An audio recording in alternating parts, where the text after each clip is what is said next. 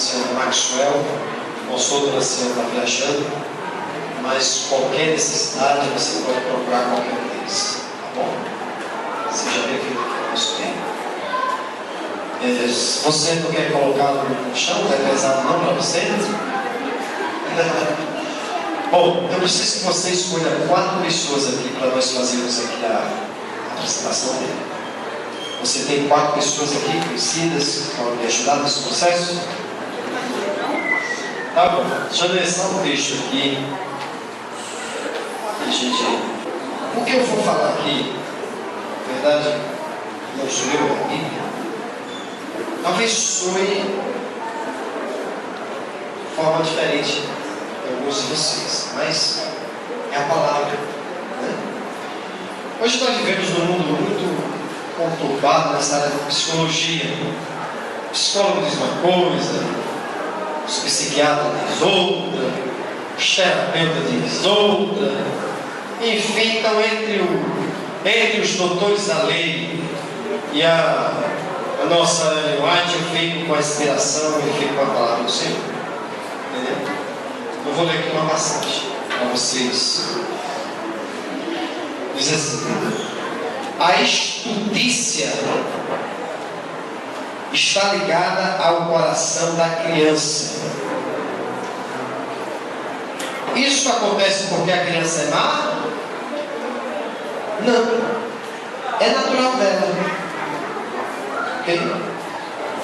Aí ao final do texto diz: mas a vara da disciplina afastará dela a estultícia. Okay?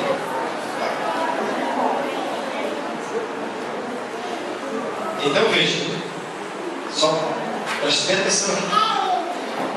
A estultícia está na mente dele.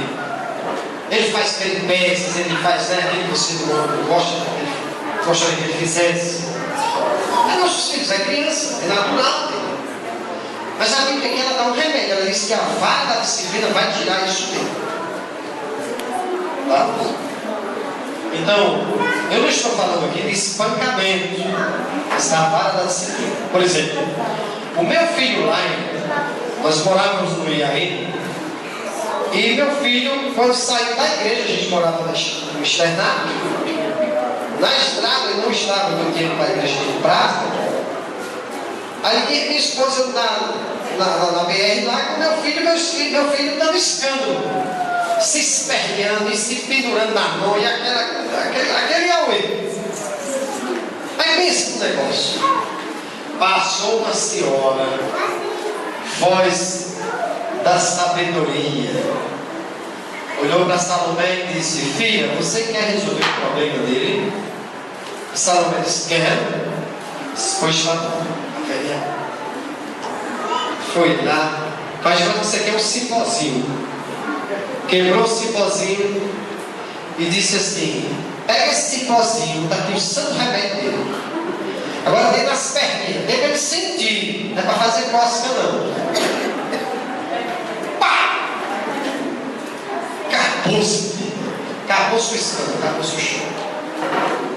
Então talvez o que eu esteja dizendo aqui só igual para alguns, inclusive para os psicólogos, mas eu venho com a palavra no mente.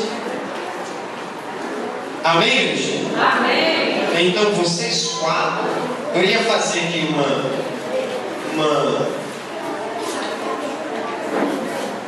dramatização, vamos dizer assim. Nós íamos colocar ele numa mata, cada um deles ia segurar em cada canto da mata, na manta, aliás, em mata. Eu só penso em batismo, né? Bata, né? Então, gente, tem gente questionando até a água do tanque, diz que vai secar, né? Mas se preocupe não, Deus é o Deus do milagre. Aí, então, vocês iriam segurar em cada canto, porque se um de vocês soltasse, o que ia acontecer com ele? Ele ia cair. Então, a responsabilidade não só é da mãe e do pai, mas também de vocês 4, que ela escolheu para ajudar na educação dele nos caminhos sacrossantos de Jesus. Sim?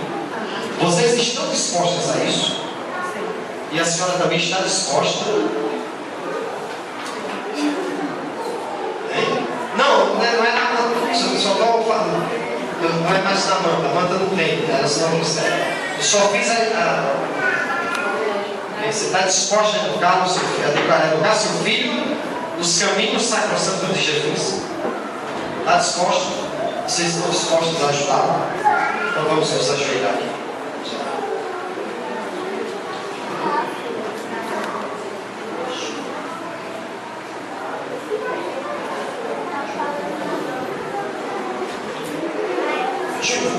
Vem para cá, por favor. A gente boa as mãos aqui também. Vocês podem tomar as mãos também. Oremos. Grandioso Deus, eterno Pai, aqui está o João Vitor, ainda, Pai, uma criança inocente.